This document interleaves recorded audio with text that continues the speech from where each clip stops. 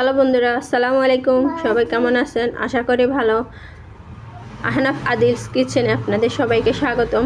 আজকে খুবই একটি নতুন রেসিপি নিয়ে হাজির হলাম, পটলের নিরামিষ। আসলে আমার মতো অনেকে পটল খেতে চায় না। এখানে আমি কিছু পটল আগে থেকে ধুয়ে নিয়েছি।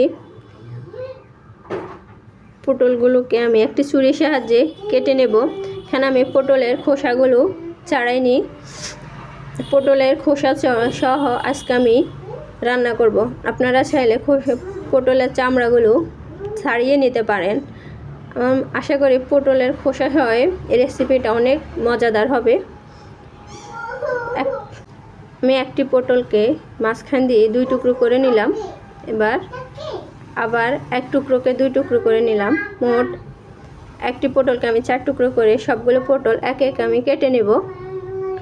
সবগুলো পটল আমার কাটা হয়ে গেছে। এবার একটি কড়াইতে আমি পটলগুলো দিয়ে দেব সিদ্ধ হওয়ার জন্য। এখানে আমি 2 কাপ পরিমাণ পানি দিয়ে দিব পটলগুলো সিদ্ধ হওয়ার জন্য।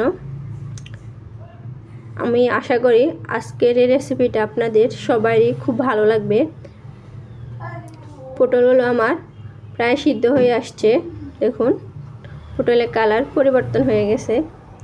পটলগুলো আমার সিদ্ধ হয়ে গেছে। এবার আমি একটা চামচের সাহায্যে সবগুলো পটল তুলে নেব। পটলগুলো আমি একটি ব্লেন্ডারের সাহায্যে ব্লেন্ড করে নেব। আপনারা চাইলে শিলপাটায় বেটে নিতে পারেন। পটলগুলো আমার ব্লেন্ড করা হয়ে গেছে। এবার আমি একটি কড়াই চুলাতে বসিয়ে দেব। কড়াইতে আমি 3 চামচ সয়াবিন তেল দিয়ে দিলাম।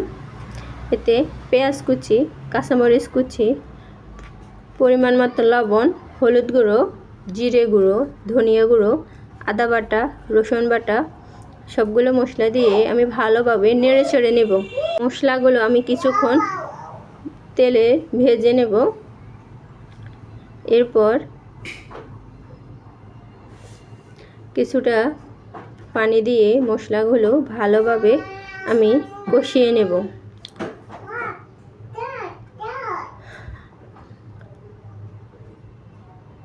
আজকের এই পটলের রেসিপিটা কেমন হয়েছে আপনারা আমাকে কমেন্টে অবশ্যই জানাবেন। আশা করি সবারই ভালো লাগবে।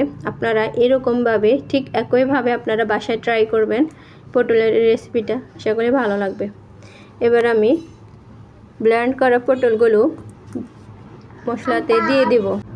এবার আমি একটা চামচের সাহায্যে ব্লেন্ড করা পটলগুলো মশলার সাথে ভালোভাবে নেড়ে চেড়ে মিশিয়ে নেব, যাতে মশলার সাথে ভালোভাবে পটলগুলো মিশে যায়।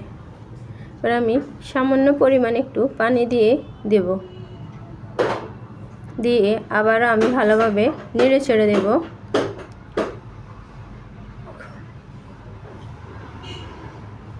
চুলার আঁচটা আমি লোতে রেখেছি, নয়তো পটলগুলো পুড়ে যাবে। এবার আমি পেটে রাখা একটি ডিম দিয়ে দিব।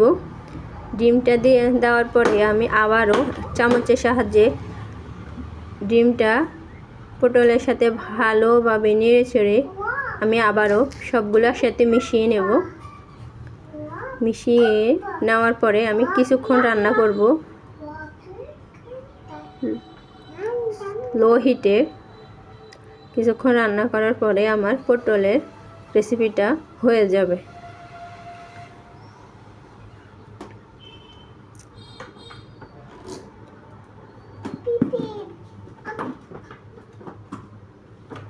আমার ভিডিওটি ভালো লাগলে অবশ্যই একটি লাইক, কমেন্ট ও শেয়ার দিবেন।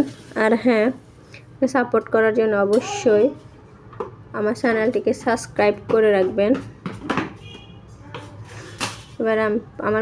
এবার আমি সামান্য পরিমাণ লবণ উপর দিয়ে দিলাম। লবণটা দেওয়ার পরে আমি আবারও ভালোভাবে নেড়ে চেড়ে মিশিয়ে নিলাম। মিশিয়ে নেওয়ার পরে আমার পটলটা হয়ে গেছে। এবার আমি তুলে আপনাদের পরিবেশন করে দেখাচ্ছি। দেখুন, কালারটাও দেখতে অনেক সুন্দর এবং দুপুরবেলা গরম ভাতের সাথে পটলের নিরামিষ তরকারি খুবই জমে যাবে। সবাইকে ধন্যবাদ। আসসালামু আলাইকুম।